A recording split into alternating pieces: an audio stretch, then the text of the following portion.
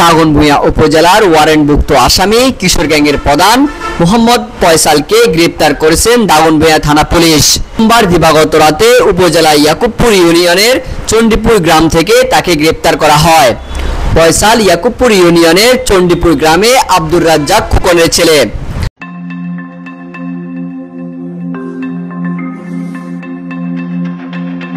সূত্রে জানা যায়, গত বছরের জুন মাসে ইয়াকুবপুর ইউনিয়নে চণ্ডীপুর গ্রামের আহসানুল্লাহ ছেলে জিহাদুল ইসলামকে কুপিয়ে জখম করেন ফয়সালের নেতৃত্বে একদল সন্ত্রাসী।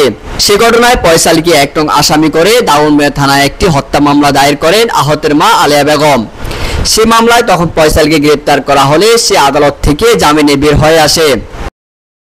পর আদালতের সময় অনুযায়ী হাজিরা না দেওয়ায় আদালত তার জামিন বাতিল করে তার বিরুদ্ধে গ্রেপ্তারি পরোয়ানা জারি করে। তারই প্রেক্ষিতে তাকে গ্রেপ্তার করা হয়। স্থানীয়রা জানান, ফয়সাল ইয়াকুবপুর ইউনিয়নের দুধমুখা বাজারে কিশোর গ্যাংয়ের প্রধান।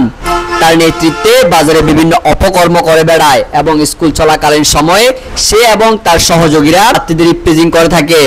দাগনভূঞা থানার ওসি আবুল হাশিম জানান, উক্ত আসামিকে গ্রেপ্তার পূর্বক আদালতে প্রেরণ করা হয়েছে।